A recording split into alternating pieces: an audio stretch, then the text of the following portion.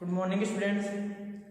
पिछली क्लास में हमने जो आपकी बीएससी थर्ड ईयर की इनऑर्गेनिक केमिस्ट्री की यूनिट 4 चल रही थी आपकी, जिसका नाम था ऑर्गेनोमेटेलिक केमिस्ट्री, ठीक है, यानी कार्बधातुक यौगिकों के बारे में हम पढ़ रहे थे। इसमें हमने एक क्वेश्चन देखा था। क्वेश्चन क्या था आपका कि कार्बधातुक यौगिकों से आप क्या समझते हो, इनमें किस प्रकार के बंध पाए जाते हैं, यानी कार्बधातुक यौगिकों के अंदर किस प्रकार के बंध बनते हैं, किस प्रकार के बंध पाए जाते हैं, उनके बारे में पूछा था। और साथ ही पूछा हुआ था कि लिगेंड की प्रकृति के आधार पर कार्बधातुक यौगिकों को वर्गीकृत कीजिए। तो इसमें अपन ने जो आपके बॉन्डिंग थी कार्बधातुक यौगिकों में, वो पिछली क्लास में हमने कंप्लीट कर ली थी, यानी कार्बधातुक यौगिक क्या है, इनमें किस प्रकार के बंध पाए जाते हैं। यहाँ तक अपना क्वेश्चन कंप्लीट हो चुका था। अब जो आपका बच रहा है कि लिगेंड की प्रकृति के आधार पर कार्बधातुक यौगिकों को वर्गीकृत कीजिए, वो अपने को आज देखना है। तो अपन अभी देखेंगे कि जो आपके लिगेंड्स है, लिगेंड की प्रकृति के आधार पर कार्बधातुक यौगिकों को कितने टाइप्स में बांटा गया है। तो देखो, एक क्वेश्चन ऐसे भी पूछ सकता है आपसे कि मेटल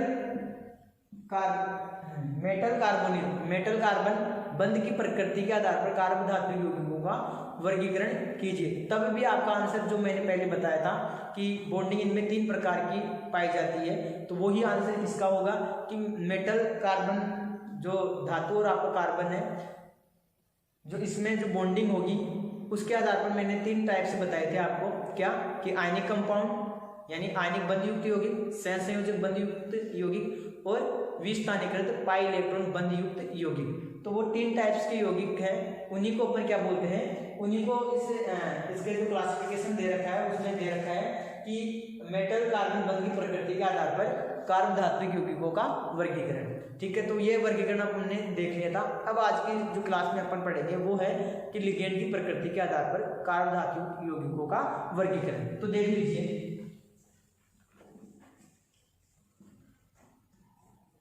लिगेंड टॉपिक आपका, ये क्वेश्चन का आंसर ये हो, लिगेंड की प्रकृति, यानी लिगेंड की प्रकृति पर आधारित है। लिगेंड की प्रकृति के आधार पर कार्बधातुक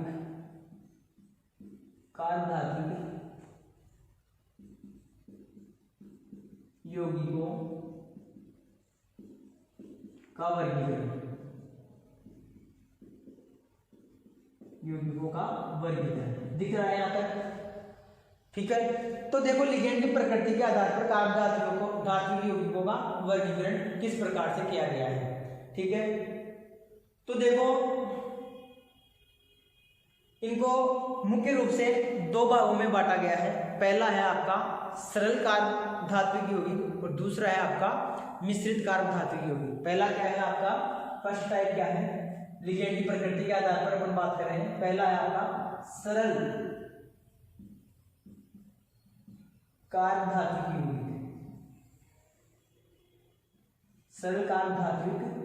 यौगिक,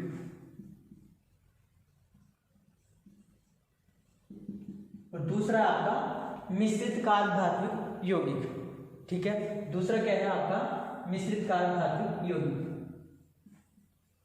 देखो, चलो मिश्रित को बाद में देखेंगे अपन। जो पहला है आपका सरल कार्बधातुक यौगिक, इसकी बात कर लेते हैं। तो देखिए, सरल कार्बधातुक यौगिक में क्या होगा, सरल कार्बधातुक यौगिक में केवल आपका कार्बनिक समूह जुड़ा रहेगा, यानी जो सरल कार्बधातुक यौगिक है उसमें केवल कार्बनिक समूह ही जुड़ा रहेगा, इसके अलावा आपका कोई नहीं जुड़ा रहेगा। तो यानी तो ये केवल कार्बन से मिलकर जो बने हुए होंगे वो आपके होंगे सरल कार्बधातुक यौगिक। इनको पुनः 2 भागों में बांटा गया है। पुनः 2 भागों में कैसे, जैसे पहला है आपका सममित, यानी जिसके अंदर सिमेट्री हो। सममित तो आपको पता ही है ना, सममित कार्बधातुक यौगिक, सममित कार्बधातुक यौगिक। तो तो देखिए सममित कारक धातु यौगिक क्या होंगे, सममित कारक धातु यौगिक क्या होंगे। तो देखो इनमें जो धातु परमाणु के साथ जुड़े हुए समस्त कार्बनिक समूह है, यानी जो धातु परमाणु है आपका उसके साथ कार्बनिक समूह जुड़ा हुआ रहेगा, तभी तो वो कार्ब धातु यौगिक रहेगा आपका। क्लियर है। तो इनमें जो जुड़े हुए कार्बनिक समूह है, यानी धातु के साथ जितने भी कार्बनिक समूह जुड़े हुए होते हैं वह समान होते हैं, उन्हें अपन क्या बोलेंगे, सममित कारक धातु यौगिक बोलेंगे। क्या बोलेंगे, सममित कारक धातु यौगिक कहेंगे। जैसे C2H5 का होल ट्वाइस Zn। तो देखिए यहाँ पे ये आपका Zn है, C2H5 हो गया, इधर भी आपका क्या हो गया C2H5। कार्बन सीधा जिंक से जुड़ा हुआ है, आपकी मेटल से जुड़ा हुआ है, धातु से जुड़ा हुआ है, इसीलिए इसको क्या कहते हैं अपन, मेटलिक कार्ब धातु यौगिक। तो यहाँ पे इधर भी आपका कार्बनिक समूह है, इधर भी कार्बनिक समूह है, तो दोनों कार्बनिक समूह क्या है, सेम है, एक समान है, एक ही है इथाइल ग्रुप। तो ऐसे कार्ब धातु यौगिकों को अपन क्या कहेंगे, सममित कार्ब धातु यौगिक कहेंगे। और एग्जांपल देखो तो देख लो, एक और आयरन का एग्जांपल देख लो, जैसे C2H5 का होल ट्वाइस Fe। तो यहाँ पर भी C2H5 ये आपका आयरन आ गया, यहाँ पे आपका C2H5 हो गया, यहाँ पे भी C2H5 हो गया। ठीक है, क्लियर है। तो ये दोनों तरफ जो आपका कार्बनिक समूह है वह सेम पाया जा रहा है, इसलिए इनको क्या बोलेंगे अपन, सममित कारक धातु यौगिक कहेंगे। देखो जनरली ये तो 5 मेंबर रिंग बनती है, इसकी जगह आप एक एग्जांपल ये भी ले सकते हो, जैसे यहाँ पे आप मान लो आपकी 5 मेंबर रिंग आ जाए, जैसे C5H5 का होल ट्वाइस Fe। तो ये क्या हो जाएगी आपकी C5, अभी देखा था ना आपने, फेरोसिन है, ये क्या है आपकी, ये फेरोसिन, यहाँ पे FeC5H5। तो ये भी क्या है आपकी सममित कारक धातु यौगिक का एग्जाम्पल है। उतार लो, स्क्रीनशॉट ले लो, फिर बात करेंगे अपन किसकी, असममित कारक धातु यौगिक की।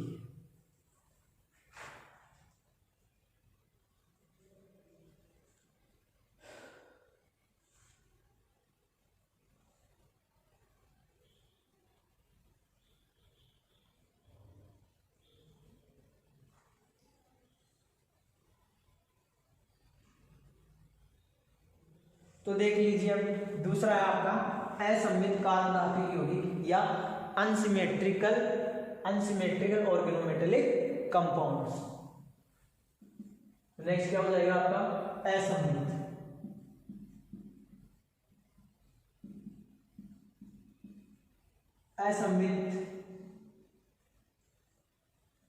असममित कारक धातु यौगिक क्या होते हैं।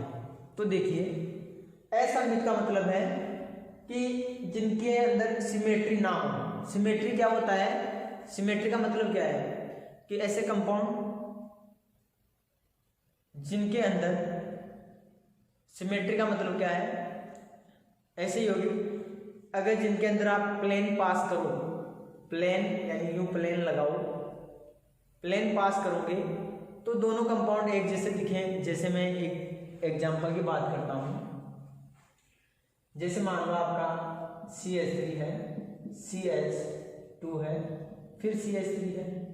ठीक है, यहाँ पे इधर से मैं प्लेन पास कर रहा हूँ, प्लेन लगा रहे हैं, मान लो ये हाइड्रोजन ऊपर है, ये आपका हाइड्रोजन नीचे है, तो आधा हाइड्रोजन कट रहा है, तो इधर CH3 ग्रुप आ रहा है, इधर CH3 ग्रुप आ रहा है, तो दोनों के अंदर क्या है, प्लेन है। ऐसे मान लो मैं बेंजीन रिंग बना लूँ,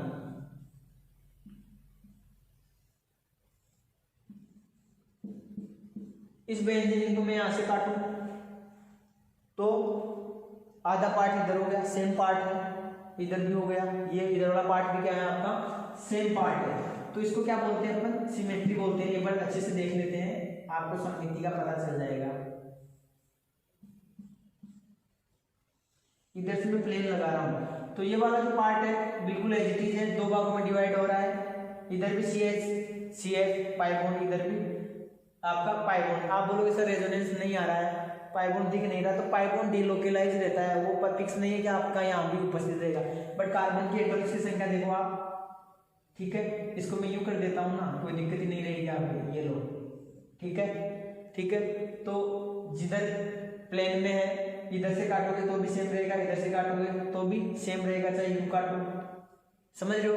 तो किधर से भी प्लेन पास करने पर आपको सेम संरचना प्राप्त होती है, तो वह कंपाउंड आपका क्या होता है, सममित होता है, उसके अंदर सिमेट्री उपस्थित होती है, ठीक है। अगर मान लो यहाँ पे मैं क्लोरीन परमाणु जोड़ दूं, तो अब क्या सिमेट्री है इसमें, अब नहीं है, क्योंकि इसको काटेंगे तो इधर तो क्लोरीन आ गया, बट इधर क्लोरीन नहीं है, तो ये कंपाउंड आपका क्या हो जाएगा, अनसिमेट्री हो जाएगी, इसके अंदर असम्मितता आ जाएगी, ये कंपाउंड जो आपकी बेंजीन है वह असम्मित हो जाएगी यदि उसके अंदर कोई ग्रुप जोड़ देते हैं तो। और अगर नॉर्मल अवस्था में जो ग्रुप जोड़ा हुआ नहीं है, ग्रुप उपस्थित नहीं है, तो वह आपका सम्मित होता है, ठीक है, कंपाउंड हो गया सम्मित। असम्मित क्या होगा, ठीक है, क्लियर है। देखो मतलब प्लेन लगाने पर, डिवाइड करने पर उसको बीच में से आपको दो इक्वल पार्ट्स मिले, सेम एज इट इज हूबहू, तो उसके अंदर आपकी सिमेट्री उपस्थित होती है। आ जाओ अपने पॉइंट पे कि असम्मित कार्बन धातु के यौगिक क्या होते हैं। असम्मित कार्बन धातु के यौगिक क्या होते हैं, तो ऐसे कार्बन धातु के यौगिक जिनमें कार्बन की संख्या असमान हो, उनको अपन क्या बोलेंगे, असम्मित कार्बन धातु के यौगिक कहेंगे, क्लियर। यानी जिनके अंदर आपकी सिमेट्री उपस्थित, सॉरी सिमेट्री उपस्थित ना हो, वह अनसिमेट्रिकल हो। तो देख लीजिए कैसे, जैसे एग्जाम्पल की बात करें तो C6H5Zn, तो देखो इसमें एक साइड में आपका इथाइल ग्रुप जुड़ा हुआ है, क्या जुड़ा हुआ है, इथाइल ग्रुप जुड़ा हुआ है, और एक साइड में आपकी बेंजीन फेनिल समूह जुड़ा हुआ है। तो इसमें प्लेन पास करोगे तो इधर अलग समूह प्राप्त हो रहा है, इधर आपका अलग दिख रहा है, आपको दोनों कार्बन कार्बन क्या है, डिफरेंस है। तो ये हो गया आपका असम्मित कार्बन धात्विक यौगिक, समझ में आ गया होगा क्या है ये, असम्मित कार्बन धात्विक यौगिक होता है, क्लियर। एक एग्जांपल और ले लेते हैं, जैसे मान लो आयरन का ले लो या मैग्नीशियम का ले लो, किसी का भी ले लो, जैसे ले लो आप किसका, मैग्नीशियम का ले लो, वही ले लो मैग्नीशियम का भी, जैसे C2H5Mg, यहाँ पे C6H5, तो इन दोनों के अंदर भी आपको अलग अलग कार्बनिक समूह देखने को मिल रहे हैं। तो ऐसे जो कार्बन धात्विक यौगिक हैं वो आपको क्या कहलाएंगे, वो आपके कहलाएंगे असम्मित कार्बन धात्विक यौगिक कहलाएंगे, क्लियर है, ठीक है। आगे बात करते हैं, नेक्स्ट जो दूसरा टाइप था आपका, उतार लो इसको, स्क्रीनशॉट ले लो।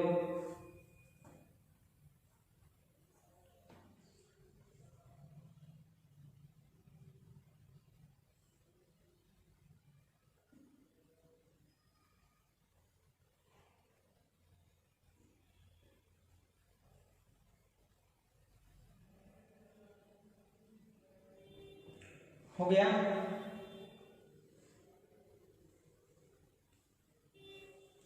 अब बात करते हैं मिश्रित कार्बन धात्विक यौगिकों की।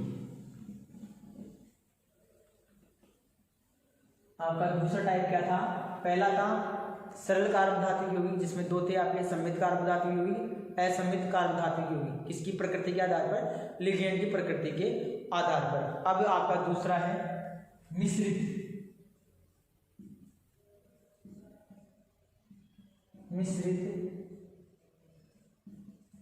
कार्बन धात्विक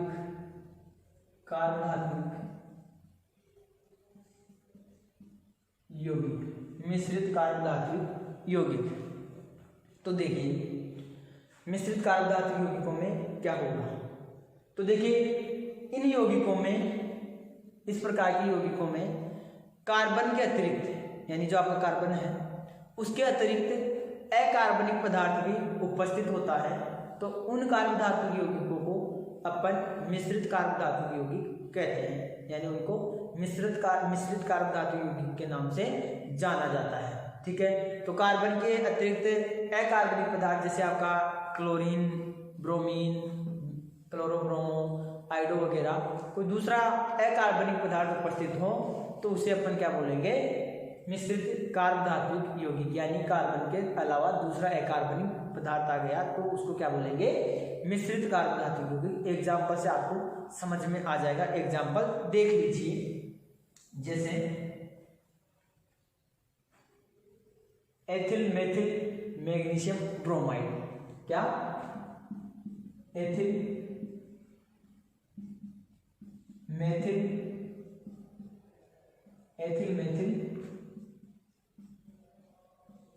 मैग्नीशियम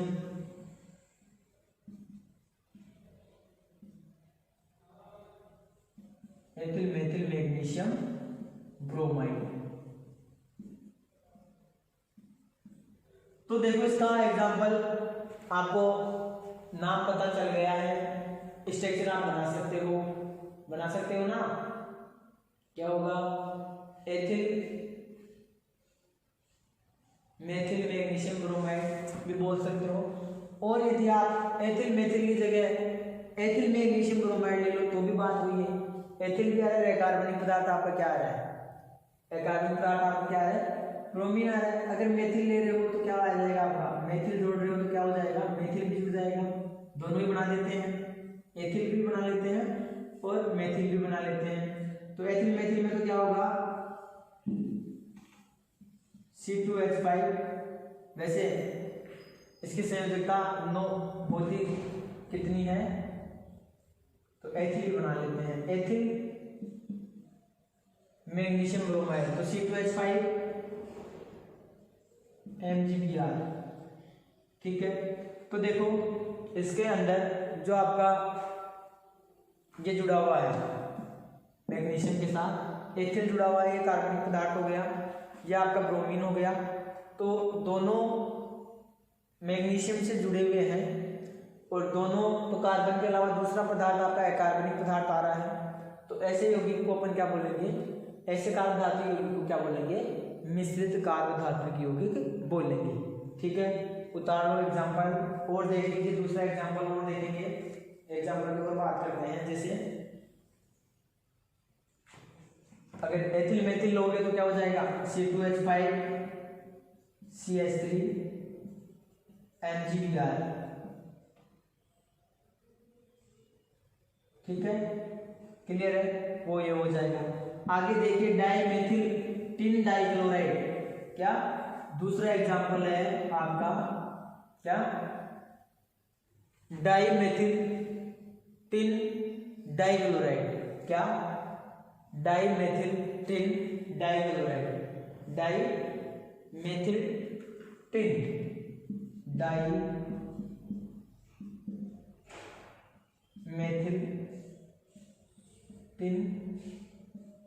डाइक्लोराइड, ये भी क्या है, मिश्रित कार्बधात्विक यौगिक है। तो देख लीजिए संरचना कैसी बनेगी इसकी, CH3 का होल ट्वाइस SnCl2। तो ये भी क्या है आपका मिश्रित कार्बधात्विक यौगिक है। ठीक है, तो ये आपके कार्बधात्विक यौगिक कंप्लीट है। लिगेंड की प्रकृति, लिगेंड की प्रकृति के आधार पर जो आपके कार्बधात्विक यौगिक है वो इस प्रकार से क्लासिफाइड किए गए हैं। एग्जाम में क्वेश्चन पूछा हुआ था, अपन ने देख लिया है। अब आगे बात करते हैं नेक्स्ट क्वेश्चन की, कि नेक्स्ट क्वेश्चन क्या पूछा हुआ है। तब तक आप इसका स्क्रीनशॉट ले लो।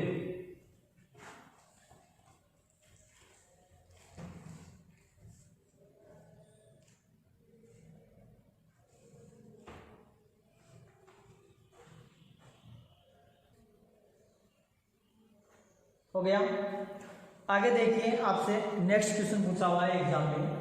क्या क्वेश्चन पूछा हुआ है, जैसे ट्राइमेथिल आपका टेट्रामेथिल लिथियम दे दिया या मिथाइल लिथियम दे दिया, इसकी संरचना पूछी हुई है। 3-4 मॉलिक्यूल्स दे रखे हैं एग्जामिनर ने, एग्जाम में आपने पूछा हुआ है क्वेश्चन, और आपसे संरचना बनाने के बारे में बोला हुआ है कि संरचना बनाइए।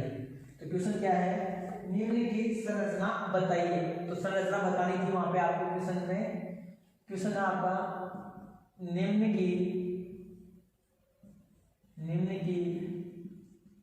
संरचना बताइए, यानी कि आपको एग्जाम में संरचना बना के आनी थी, जिसमें आपको सबसे पहला पूछा हुआ था मेथिल लिथियम, मेथिल लिथियम या मिथाइल लिथियम एक ही बात है, methyl lithium, methyl lithium.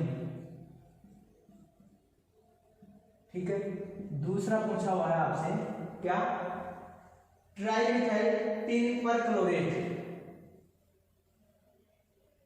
Tri methyl tin perchlorate, trimethyl tin perchlorate. Clear है? ठीक है, क्लियर। तीसरी संरचना पूछी हुई थी आपसे, डाइमिथाइल डाइनाइट्रेट टिन। तीसरा क्या पूछा होता, dimethyl dimethyl dinitrate nitrate tin. देखो एग्जामिनर ने आप इन क्वेश्चंस, इस क्वेश्चन में क्या किया, आपको नाम दे दिया, अब आपको फॉर्मूला पता होना चाहिए। फॉर्मूला पता होने के बाद में आपको इसकी स्ट्रक्चर बनानी है, तो फॉर्मूला पता होगा तभी तो आप स्ट्रक्चर बना पाओगे। ठीक है, एक और पूछा हुआ है आपका, फोर्थ क्या पूछा था, फोर्थ पूछा हुआ है डाइफिनाइल टिन का हेक्सामर, डाइफिनाइल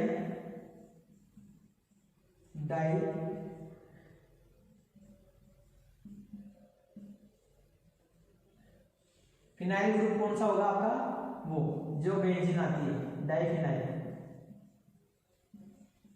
यानी फेनिल समूह आएगा डाइफिनाइल। क्या पूछा हुआ है, डाइफिनाइल टिन का हेक्सामर, टिन का हेक्सामर, यानी ये आपका हेक्सामर होगा, डाइफिनाइल टिन का हेक्सामर। देख लो एक बार क्वेश्चन, देख लो अच्छे से, फिर बात करते हैं इनके आंसर की।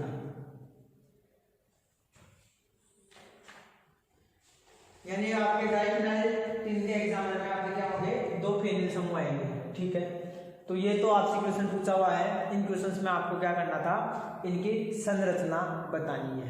आई बात समझ में? तो सबसे पहले जो संरचना देखेंगे वो देखेंगे मेथाइल लिथियम नाम का, मेथिल लिथियम। ठीक है, मेथिल लिथियम की संरचना की बात करेंगे कि मेथिल लिथियम की संरचना कैसी होती है। ठीक है, तो सबसे पहले अपन स्टार्ट कर रहे हैं आपकी मेथिल लिथियम।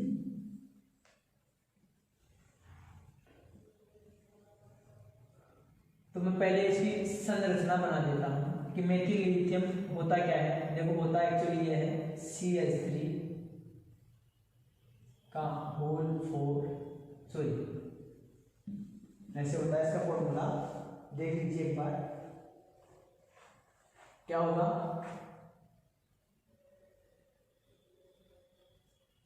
CH3Li का होल 4, यानी एक तो मेथिल समूह रहेगा आपके, और लिथियम परमाणु कितने रहेंगे, 4 रहेंगे। कितने परमाणु रहेंगे लिथियम के, 4 रहेंगे। वैसे तो अगर देखा जाए ना तो एक परमाणु की संरचना बताऊंगा मैं, वैसे फॉर्मूला यही होता है इसका, CH3Li का होल 4। ठीक है, यानी CH3 परमाणु की संख्या कितनी होगी, इसमें 4 होगी, 4 या आपके लिथियम परमाणु होंगे। लेकिन अपन एक परमाणु की स्ट्रक्चर देखेंगे कि अरेंजमेंट कैसे होता है। तो देखिए लिथियम परमाणु की संरचना में यहाँ बना रहा हूँ। देखिए इसकी संरचना चतुष्फलक के समान होती है। किसके समान होती है, मेथिल लिथियम की संरचना आपका जो चतुष्फलक है, टेट्राहाइड्रल है, जिसको आप टेट्राहाइड्रल, मेथिल इसकी संरचना देखी होगी आपने, टेट्राहाइड्रल होती है मेथिल, आपकी मेथिल की जो मेथेन है, सॉरी CH4, ये तो मेथिल हो गया आपका CH4 जो मेथेन है। मेथेन की स्ट्रक्चर देखें तो इसकी टेट्राहाइड्रल होती है, sp3 संकरण होता है, और स्ट्रक्चर कैसी होती है इसकी, टेट्राहाइड्रल होती है। ठीक है, तो मैं ये कह रहा हूँ कि अपने को इसकी संरचना मेथिल लिथियम की देखनी है, तो मैंने आपको ये बोला है कि जो मेथिल लिथियम की संरचना है वो चतुष्फलक के समान होती है। तो संरचना बना देते हैं एक बार।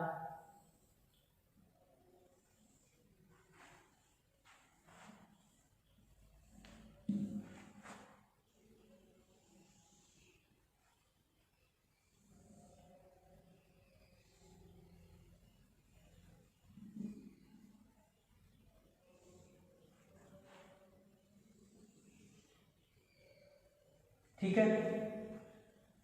चतुष्फलक के चारों कोनों पर, अब देख रहे होंगे सर कि चार कोने नहीं दिख रहे, तो एक कोना आपका यहाँ पे रहता है इसका, जैसे चतुष्फलक में रहता है अंदर की तरफ एक कोना ऊपर उठा हुआ, देखना अभी बताता हूँ आपको। देख लीजिए, यहाँ पे आपका लिथियम होगा, यहाँ पर भी क्या होगा आपका लिथियम होगा। थोड़ी लाइन सही दिख रही है कि आपको सही खींच लेना, आप मैं बना देता हूँ फिर भी।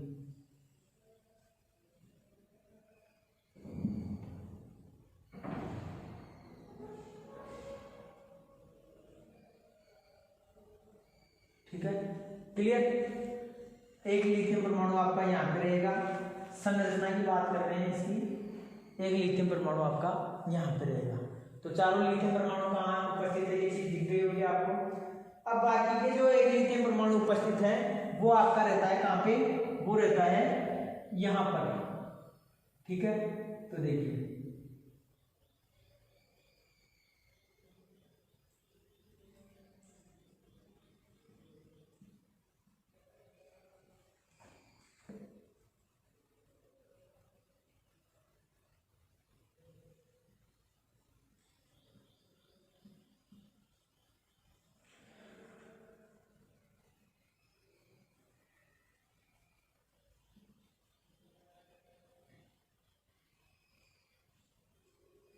क्लियर। बाकी का जो कार्बन परमाणु है वो कहाँ पे उपस्थित रहेगा, वो थोड़ा ऊपर की तरफ उठा हुआ रहता है, मतलब ऊपर की तरफ यूं उठा हुआ है, उसको मैं यहाँ पे शो करूंगा तो आपको पता चल जाएगा कि वो जो आपका कार्बन परमाणु है वो कहाँ पे है, वो यहाँ पर शो कर रहा हूँ कि ये थोड़ा ऊपर की तरफ उठा हुआ रहता है।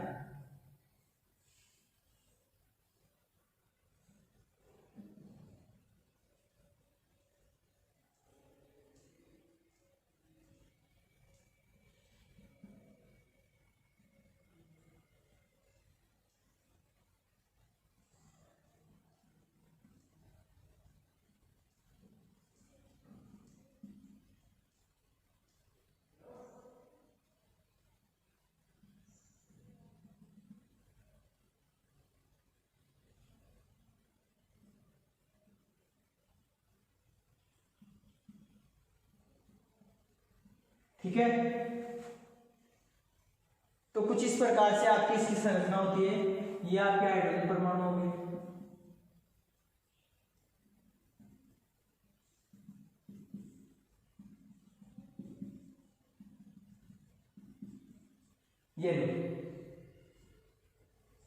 ये है आपकी मेथिल लिथियम की स्ट्रक्चर, दिख रही होगी आपको। तो इसकी संरचना कैसी होती है, क्या कह सकते हैं, इसकी संरचना है आपकी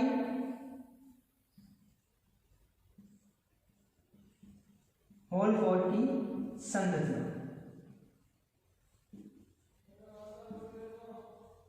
क्लियर। तो इसमें जो आपका कार्बन परमाणु है वह थोड़ा ऊपर की तरफ उठा हुआ दिखाई देता है और लिथियम परमाणु है वो थोड़ा नीचे अंदर की तरफ है। तो टेट्रा हाइड्रल के चारों कोनों पर आपके चारों लिथियम परमाणु उपस्थित होते हैं, कार्बन परमाणु थोड़ा ऊपर की तरफ उठा हुआ रहता है। ठीक है, और अगर बॉन्ड एंगल की बात करें तो जो ये बॉन्ड एंगल होता है, ये बॉन्ड एंगल होता है आपका 68 डिग्री। कितना होता है, 68 डिग्री। और लिथियम की जो बॉन्ड लेंथ है वो होगी आपकी 2.68 angstrom.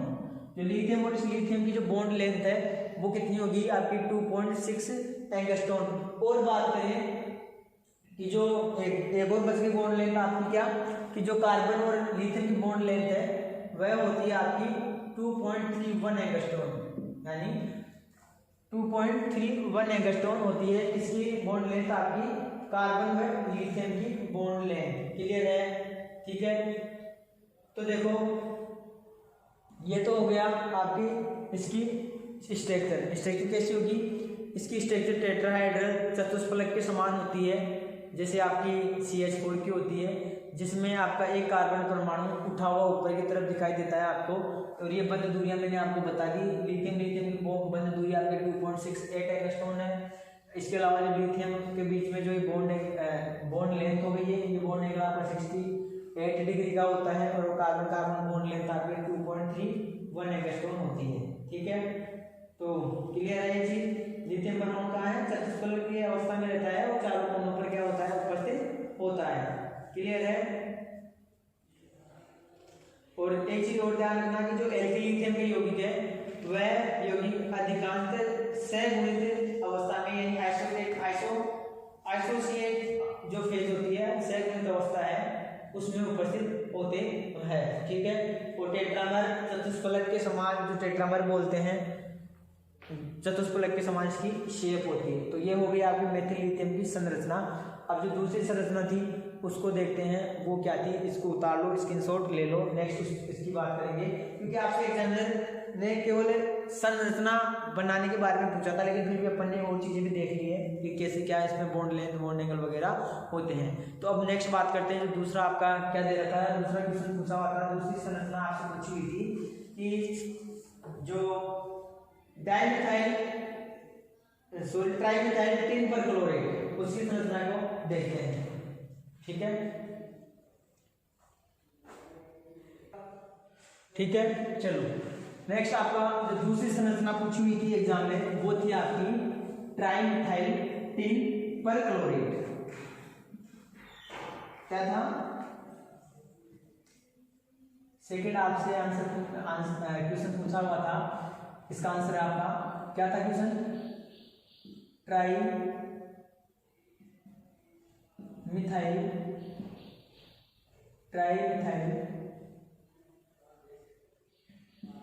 Tin perchlorate,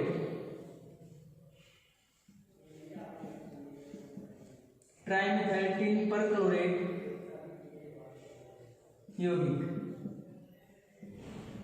trimethyl tin perchlorate यौगिक की आपसे क्या पूछी हुई थी, संरचना पूछी हुई थी, ट्राइमिथाइल टिन परक्लोरेट। ठीक है। तो अगर फॉर्मूले की बात करें तो फॉर्मूला क्या होगा आपका, ट्राइमिथाइल के अंदर Me3SN परक्लोरेट क्या होता है, ClO4 ही तो होता है आपका, ClO4। तो ये हो जाएगा आपका ट्राइमिथाइल टिन परक्लोरेट। क्लियर है, क्या होगा, ट्राइमिथाइल टिन परक्लोरेट। तो देखो स्ट्रक्चर की बात करें तो ट्राइमिथाइल टिन परक्लोरेट ये कंपाउंड्स भी क्या होंगे आपके सगुणित अवस्था में ही पाए जाते हैं। क्या होंगे, सगुणित अवस्था में पाए जाएंगे। और जो आपका ऋणायनिक यौगिक है, ऋणायनिक यौगिक आपका इसमें ब्रिज यौगिक होगा, यानी जो ऋणायनिक कंपाउंड आपका ब्रिजेड कंपाउंड होगा, ब्रिज यानी दो जो टिन के कंपाउंड्स उनको जोड़ने का कार्य करेगा। ठीक है। साथ ही बात करें इसकी शेप की, तो इसकी जो ज्यामिति होती है या शेप होती है, ज्यामिति इसकी कैसी होगी, इसकी ज्यामिति होगी आपकी त्रिकोणीय द्विपिरामिडीय। ठीक है। तो इसकी कौन सी अवस्था में उपस्थित होता है, त्रिकोणीय द्विपिरामिडीय अवस्था में उपस्थित रहता है। ठीक है। जो टिन परमाणु है, सॉरी कहने का मतलब जो आपका टिन का जो टिन परमाणु है उसकी जो संरचना होगी वो क्या होगी, वो टिन परमाणु आपका त्रिकोणीय द्विपिरामिडीय अवस्था में उपस्थित होगा। ठीक है। साथ ही जो तीनों एल्किल समूह है, साथ ही जो आपके तीनों एल्किल समूह है वो समतलीय संरचना में उपस्थित होते हैं, यानी एक ही प्लेन में उपस्थित होते हैं। ठीक है। तो अब बात करते हैं इसकी संरचना की। ट्राइमेथिल टिन परक्लोरेट की जो संरचना है वो कैसी होती है देख लीजिए। यहाँ पे जैसे आपका तीन कंपाउंड आ गए, ये तो आ गया आपका तीन, अब आपके ये आ गए मेथिल समूह,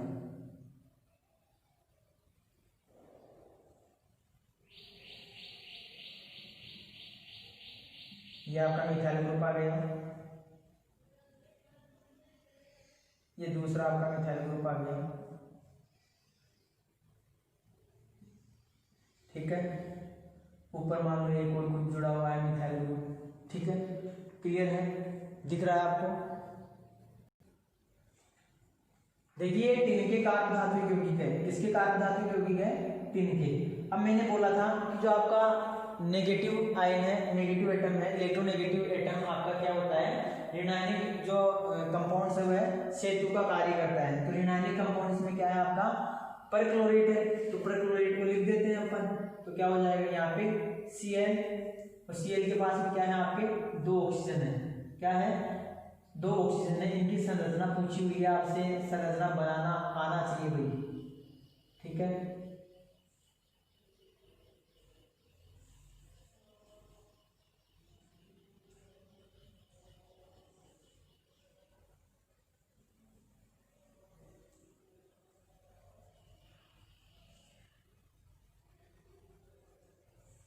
ठीक है, ये एक ऑक्सीजन एटम हो गया, साथ ही आपका दूसरा ऑक्सीजन एटम हो गया। क्लियर है?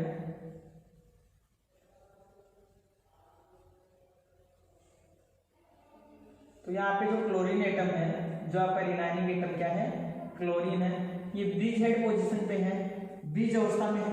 दिख रहा है आपको कि जो आपका सेतु का काम कर रहा है वो कौन कर रहा है, क्लोरीन एटम कर रहा है। यहाँ पे फिर आपको क्या आ जाएगा, टिन आ जाएगा, और टिन के पास ये आपकी मिथाइल ग्रुप,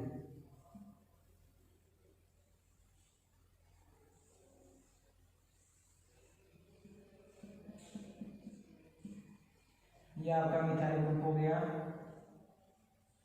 ये भी आपका मिथाइल ग्रुप हो गया। ठीक है, ये आपका एक मिथाइल ग्रुप ऊपर की तरफ है। ठीक है, आगे बात करें, आगे फिर वही परक्लोरेट अणु क्या हो जाएगा, आपका जुड़ जाएगा। और संरचना कैसे बनेगी देख लीजिए, ये आपका सी है, फिर यहाँ पे आपका क्या आ जाएगा, वापस से क्या आ जाएगा, आपका ऑक्सीजन आ जाएगा।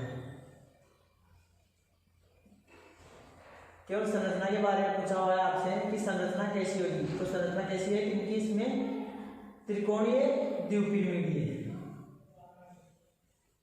ठीक है, ये आपका ऑक्सीजन एटम आ गया। ठीक है,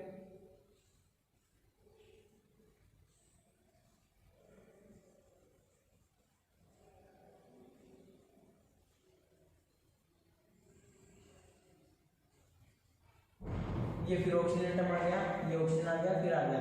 आगे फिर क्या जुड़ जाएगा, आपका टिन जुड़ जाएगा। तो इस प्रकार से ये संरचना आगे चलती रहती है। ठीक है, क्लियर है? तो चीज समझ में आ गई होगी आपको, क्लियर हो गया होगा ये। ठीक है, तो मैं कह रहा हूं कि आगे फिर कोई आपका इधर टिन जुड़ जाएगा, इधर फिर आगे कोई ऑक्सीजन एटम जुड़ जाएगा। इस प्रकार ये टिन के जो तीन ट्राइमिथाइल टिन पर क्लोरेट है, ट्राइमिथाइल क्यों, 1 2 3 तीन मेथिल ग्रुप आ रहे हैं, टिन हो गया, पर क्लोरेट हो गया, तो ये ClO4 हो गया। फिर ये ClO4 की दूसरी यूनिट मान लो यहाँ पे N लगा दूं, तो ये फिर चलती रहती है। ठीक है, तो लंबी श्रृंखला है ये, कहने का मतलब। तो ये टिन के कॉम्प्लेक्स यौगिक है, टिन के टिन के जो कार्बोदातिक यौगिक है वो ऐसे होते हैं। क्लियर है? इसकी संरचना समझ में आ गई होगी। ठीक है, इसमें जो मिथाइल ग्रुप है वो प्लेनर होता है, वह ये समतलीय संरचना में होता है। साथ ही आपका परक्लोरेट के अंदर जो क्लोरीन एटम है, रिनाइनिक कंपाउंड्स है, ये आपका सेतु का कार्य करता है। ठीक है, और आपका जो टिन का कंपाउंड है ये संयुग्मित अवस्था में पाया जाता है। क्लियर? तो ये हो गया आपका सेकंड टाइप का मॉलिक्यूल जिसकी संरचना मैंने बता दी है। स्क्रीनशॉट ले लीजिए इसका। आगे देखते हैं नेक्स्ट।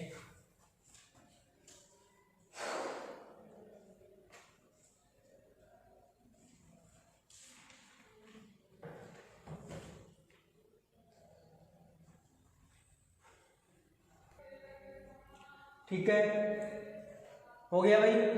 आगे देखिए, जो आपका नेक्स्ट थर्ड संरचना के बारे में पूछा हुआ था, तीसरी संरचना आपकी क्या थी, वो थी dimethyl dinitrate tin, dimethyl dinitrate tin. तो इस संरचना को भी देख लीजिए। हो गया ये। तो संरचना देखो, ये जितने भी कंपाउंड पूछे हुए हैं ये टिन के कार्बोदातिक यौगिक हैं जिनकी संरचना पूछी हुई है आपसे एग्जाम में। ठीक है, तो देखो नेक्स्ट क्या पूछा हुआ है, dimethyl dimethyl dimethyl dinitrate dimethyl dinitrate tin. ठीक है, तो इसकी संरचना की बात करें तो क्या दे रखा है अपने को, डाइमिथाइल। तो अपन फॉर्मूला क्रिएट करेंगे सबसे पहले कि फॉर्मूला क्या होगा। डाइमिथाइल तो आपका मिथाइल समूह कितने होंगे, 2, डाइनाइट्रेट और फिर क्या दे रखा है, टिन। तो अपन क्या कह सकते हैं, NO3 का होल ट्वाइस और आपका SN जनरली ये फॉर्मूला अपन डिनोट कर सकते हैं अकॉर्डिंग टू जो आपको नाम दे रखा है उसके अनुसार। आई बात समझ में। और अगर आप, क्योंकि टिन एटम हमेशा सेंटर में होता है, तो आप इस टिन को पहले लिख लो तो और भी ज्यादा अच्छा रहेगा। कैसे? ऐसे ऐसे ये आपका टिन हो गया और ये आपका NO3 का होल ट्वाइस हो गया। ठीक है, तो डाइमिथाइल डाइनाइट्रेट टिन। तो देखिए इसकी संरचना, इसमें जो टिन परमाणु है वो अष्टकफल के शेप में होता है, अष्टकफल की आकृति होती है किसकी? टिन की। और यहाँ पे जो नाइट्रेट है आपका, वो नाइट्रेट एक द्विदंतुक लिगेंड होता है, द्विदंतुक लिगेंड की बात ही बिहेव करता है। ठीक है, क्लियर है। तो इसकी संरचना की बात करें तो ये तो पता चल गया आपको कि जो टिन है उसका आकार अष्टकफल की होता है, जिसमें दोनों नाइट्रोजन परमाणु द्विदंतु यानी बाइडेंटेड होते हैं। ठीक है, अब शेप कैसी होती है, शेप भी देख लीजिए। चलो ठीक है, NO3 में जो नाइट्रेट उसमें 3 ऑक्सीजन परमाणु है और एक आपका क्या है? नाइट्रोजन परमाणु है। तो संरचना कैसे होगी देखिए। सबसे पहले मैं एक नाइट्रोजन 2 ऑक्सीजन को यहाँ मेंशन कर देता हूँ। ये इसका ऑक्सीजन, ये इसका ऑक्सीजन। तो ये तो हो गई आपकी NO3 की संरचना, NO3 के मॉलिक्यूल्स का अरेंजमेंट। ठीक है, अब देखिए जो टिन परमाणु है वह टिन परमाणु कैसे व्यवस्थित होता है। ठीक है, तो देखो ये यहाँ पे यू बॉन्डेड होगा, ये आपके सेंटर में क्या आ जाएगा? टिन, क्योंकि टिन तो एक ही है। नाइट्रेट एक द्विदंतुक लिगेंड से, ठीक है, बाइडेंटेड 2 जगह से आपके इलेक्ट्रॉन्स का डोनेशन कर रहा है, इधर भी ऑक्सीजन दे रहा है, इधर भी ऑक्सीजन दे रहा है। तो ये क्या हो गया? एक द्विदंतुक लिगेंड है। ठीक है, साथ में आपका ऑक्सीजन आ गया, फिर आपका ऑक्सीजन आ गया। क्यों? क्योंकि NO3 ग्रुप जो नाइट्रेट ग्रुप है वो अपने पास कितने हैं? 3 है। 3 नाइट्रेट ग्रुप, सॉरी आपका NO3 के मॉलिक्यूल्स कितने हैं? 2 है। 2 नाइट्रेट समूह है आपके पास। तो क्या करोगे? ये आपका N डबल बॉन्ड ऑक्सीजन, एक ग्रुप आपका NO3 का होल ट्वाइस था, एक ग्रुप आपका ये आ गया, एक ग्रुप आपका ये रहा, ये 3 सेंटर में आ गया और मिथाइल समूह यहाँ पे जुड़ जाएंगे। ये आपका Me और ये आपका Me। ठीक है, तो ये संरचना है आपकी इसकी डाइमिथाइल डाइनाइट्रेट टिन। आपको टिन की जगह और कुछ भी पूछ सकता है, जैसे डाइमिथाइल डाई हेलोजन टिन देते। जैसे एग्जांपल की बात करें तो डाइमिथाइल डाई नाइट्रेट और टिन दे रखा है अपन ने। टिन की नाइट्रेट की जगह अपने को हेलोजन दे दे तो हेलोजन की संरचना क्या हो जाएगी आपको पता है। जैसे मान लो हेलोजन का क्या दे दें अपने को, एग्जांपल की बात करें तो देखो ऐसे दे दें आपको, जैसे Me2SnF2। ठीक है, ये दे दें तो इसकी संरचना कैसे होगी, इसकी शेप की अपन बात करें तो ये कैसे हो सकता है, देख लीजिए इसकी संरचना भी कैसे होगी।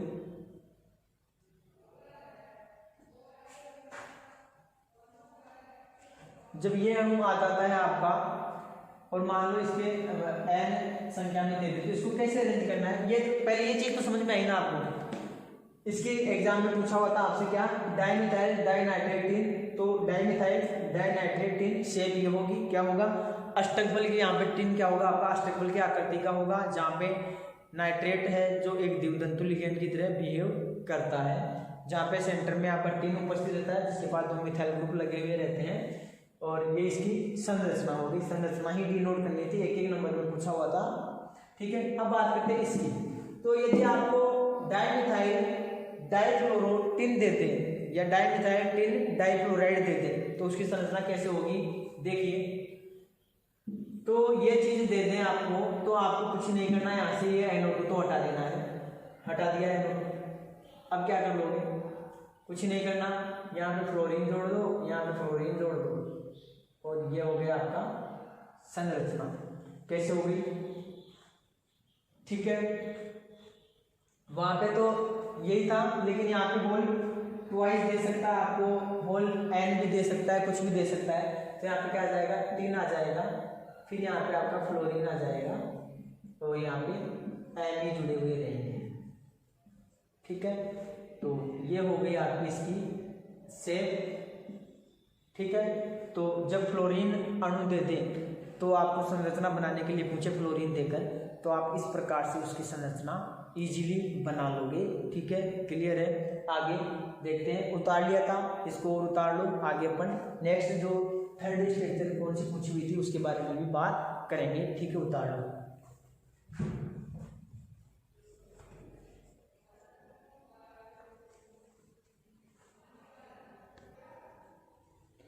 ठीक है, हो गया। नेक्स्ट आपका, ये तो आपका थर्ड स्ट्रक्चर थी। अब फोर्थ स्ट्रक्चर क्या है वो देख लीजिए। आपसे पूछा हुआ था एग्जाम में कि डाइफिनाइल टिन का हेक्सामर, यानी डाइफिनाइल टिन के हेक्सामर की संरचना बनानी थी आपको। तो देख लीजिए कैसे बनेगी उसकी संरचना, क्या होगी।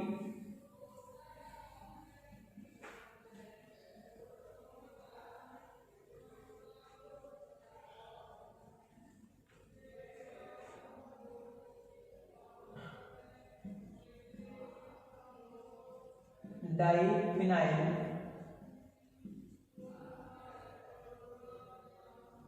टिन का क्या था, डाइफिनाइल टिन का हेक्सामर।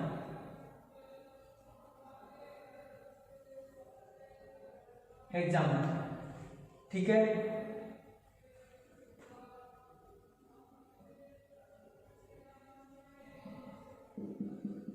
तो डाइफिनाइल टिन का हेक्सामर है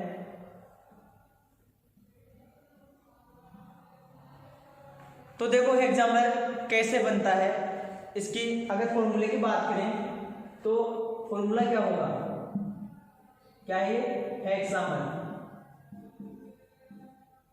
डाइफिनाइल टिन। देखो नाम पे आपको जाना है, डाइफिनाइल, फिनाइल का मतलब है diphenyl, diphenyl ring, phenyl ring आपकी, और फेनिल रिंग क्या होती है आपकी बेंजीन।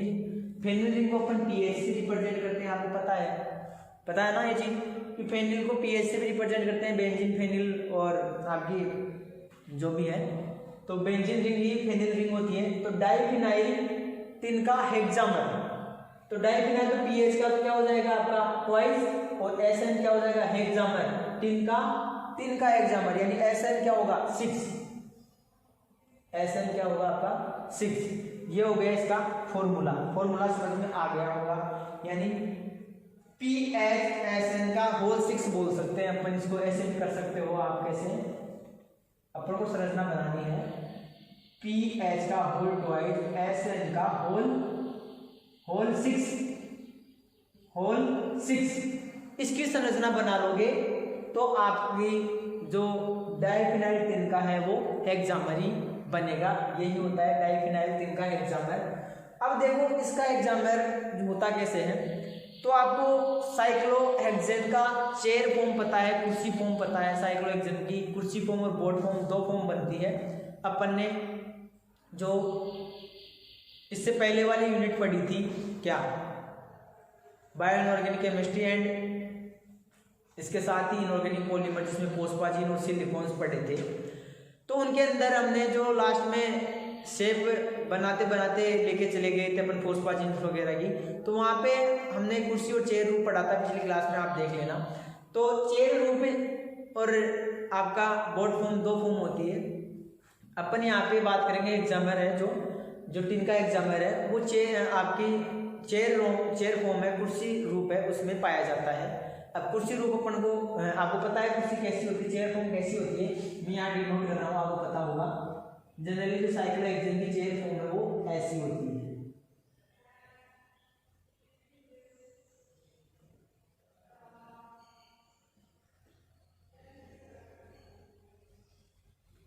आई बात समझ में? ये क्या है, चेयर है, चेयर फॉर्म है किसकी, साइक्लोहेक्सेन की। साइक्लोहेक्सेन में कितने एटम्स होते हैं, 6 एटम होते हैं, काउंट करिए 1 2 3 4 5 6। तो अपने को भी इस टिन की जो हेक्सामर है वो ऐसे ही बनाना है, चेयर फॉर्म में ही बनेगा। और कैसे बनेगा देख लीजिए। देखो सबसे पहले मैं जो ऊपर वाली, जो आपको ऊपर जो सिरा दिख रहा है वहां पे मैं क्या मेंशन कर रहा हूँ, वहां पे मैं मेंशन कर रहा हूँ टिन। और टिन कैसे बनेगा देख लीजिए, ये आपका SN, यहां पर भी आपका SN, यहां पर भी आपका SN, टिन हो गया। ठीक है, फिर यहाँ पे आपकी ये बॉन्डिंग, ये बॉन्डिंग, बॉन्ड आ गई है। यहाँ पे फिर आपका SN टिन, यहाँ पर भी ये आपका टिन। क्लियर है। फिर यहाँ पे ये ले लो, दिख रहा है बोर्ड फॉर्म, दिख रही है आपको, दिख रहा है नीचे, नीचे दिखेगा नहीं तो रुको एक बार,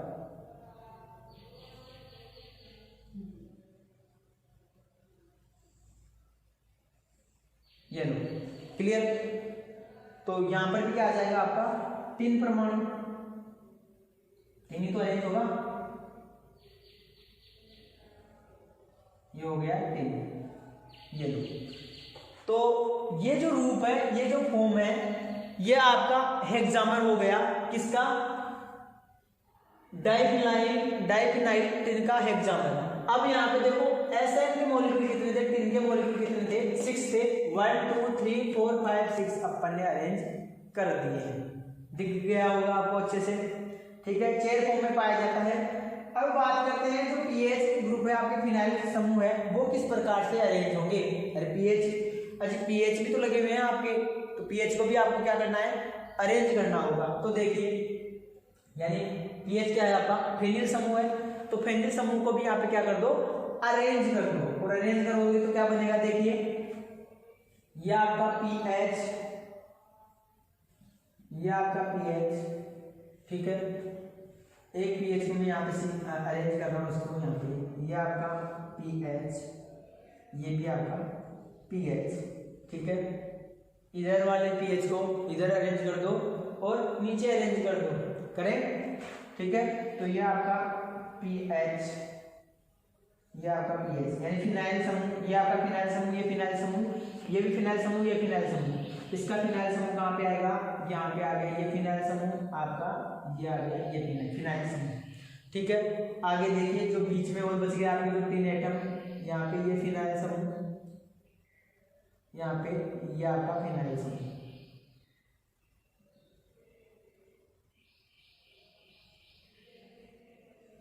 ठीक है, ये आपका फिनाइल समूह, ये भी आपका फिनाइल समूह। क्लियर है। तो देखिए इस प्रकार से जो डाइफिनाइल टिन का हेक्सामर है वो ऐसे होता है, ये इसकी शेप होती है जो चेयर फॉर्म के रूप में पाया जाता है। किसके फॉर्म में पाया, किस रूप में पाया जाएगा, चेयर फॉर्म में पाया जाएगा। उतार लो इस संरचना को, एग्जाम में आपसे पूछी हुई है। तो ये संरचना किसकी है आपकी, हेक्सामर, किसका, डाइफिनाइल टिन का। ठीक है, क्लियर।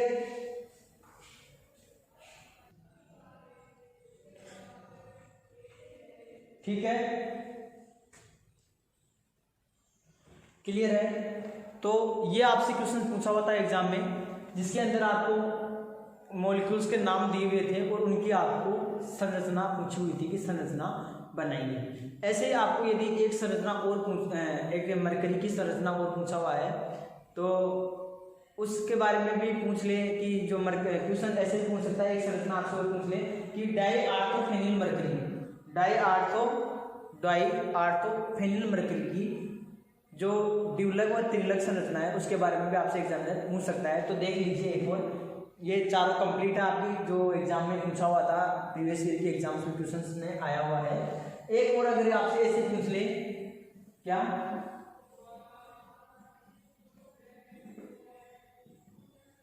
कि उसकी संरचना बताइए किसकी, डाइआर्थोफेनिल मरकरी, क्या, डाइऑर्थोफेनिल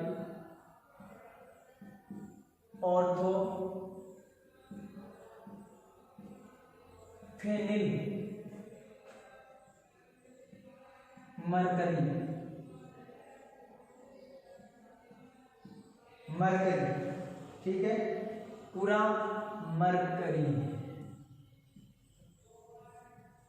डाइआर्थोफेनिल मरकरी। ठीक है। तो देखिए इस डाइऑर्थोफेनिल मरकरी की आपको दो संरचना पूछ सकता है मरकरी की, एक तो द्विलक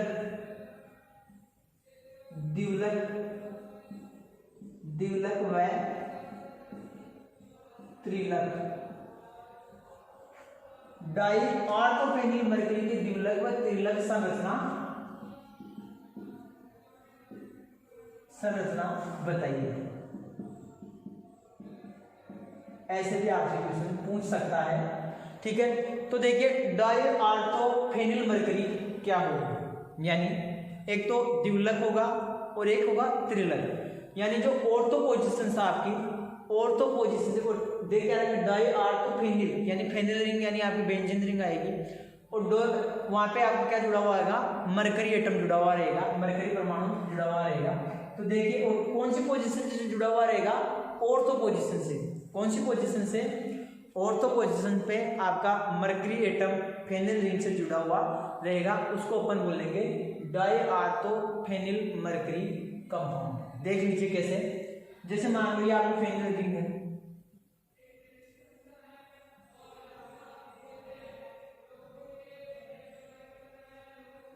यही है आपकी फेनिल रिंग। इस फेनिल रिंग के ऑर्थो पोजीशन पे, इस फेनिल रिंग की ऑर्थो पोजीशन मान लो यहाँ पे ये Hg जुड़ा हुआ है। क्या जुड़ा हुआ है, Hg, ठीक है, Hg जुड़ा हुआ है। और दूसरी फेनिल रिंग आपकी यहाँ पे आ रही है, मैं लिख देता हूं पहले,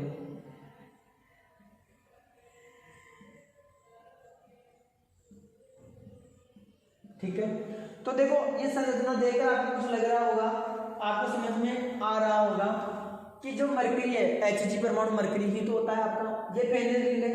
तो डाइऑर्थोफेनिल यानी दो आपकी फेनिल रिंग है, उसकी ऑर्थो पोजीशन पे आपका मरकरी परमाणु जुड़ा हुआ है, Hg परमाणु जुड़ा हुआ है, तो इसको अपन क्या बोलेंगे, डाइऑर्थोफेनिल मरकरी। मरकरी का तो ये तो क्या है, द्विलक रूप है, द्विलक संरचना। तो द्विलक संरचना में आपको पूछे कि डाइऑर्थोफेनिल मरकरी की द्विलक संरचना बताइए, तब तो आपको ये बनानी है, क्लियर है, बना लोगे। और यदि आपसे त्रिलक संरचना के बारे में पूछे तो क्या करोगे, तो कैसे बनाओगे। तो दो फेनिल रिंग जुड़ रही है तो इसको तो अपन द्विलक बोलेंगे, और यदि तीन फेनिल रिंग आ जाए तो उसको क्या बोलेंगे हम, त्रिलक, और तीन मरकरी परमाणु आएंगे, क्लियर है। तो वो भी कौन सी पोजीशन पे जुड़े हुए हैं, ऑर्थो पोजीशन पे, ठीक है। तो देख लीजिए डाइऑर्थोफेनिल मरकरी की ये तो द्विलक रूप हो गया। अब त्रिलक की बात करें तो देखिए उतार लिया ये, आगे दूसरे की बात करते हैं। तो देखिए यदि आपका जो मरकरी परमाणु है, Hg परमाणु है, ऐसे अरेंज ना होकर तीन फेनिल रिंग से जुड़ा हुआ हो, जिसे क्या बोलेंगे अपन, त्रिलक। और कैसे, जैसे मान लो एक फेनिल रिंग तो आपकी ये आ गई, क्लियर है, इसके पास जो Hg था वो ये रहा, ठीक है, तो यहाँ पे Hg था वो ये रहा। नेक्स्ट आपकी फेनिल रिंग ये आ गई, ठीक है, इसको मैं यहां से जोड़ देता हूं, ठीक है, एक मिनट। एक फेनिल रिंग आपकी ये है,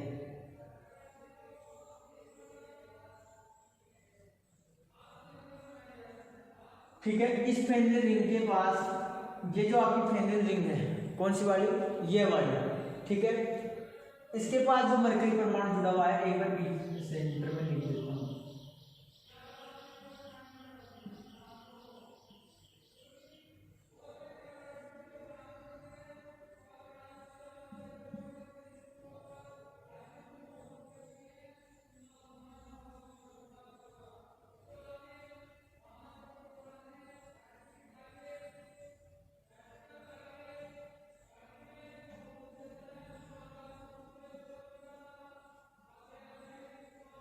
ये लो।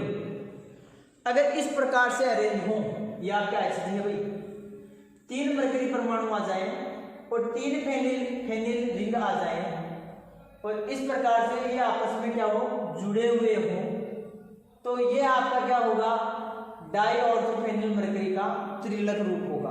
क्या होगा, इसका त्रिलक रूप होगा। क्लियर है, समझ में आ गया होगा। तो ये है इसकी त्रिलक संरचना, और पहले जो अपन ने पढ़ी थी ये थी आपकी द्विलक संरचना। तो क्लियर हो गया होगा। ठीक है, तो ऐसे आपसे एग्जामिनर ऑर्गेनोमेटेरिक कंपाउंड्स के क्या कर देगा, नाम्स दे देगा, और नाम देने के बाद में आपसे संरचना बनवा सकता है कि निम्न की संरचना बनाइए। तो वहाँ पे आपको संरचना तभी पता होगी जब आपको संरचना पहले से याद है। ठीक है, तो आज की क्लास में अभी तक अपन इतना ही पढ़ेंगे। इससे आगे जो आपके एग्जाम्स में क्वेश्चंस आए हुए हैं वो क्वेश्चंस अपन नेक्स्ट क्लास में देखेंगे। ठीक है, क्लियर, ओके।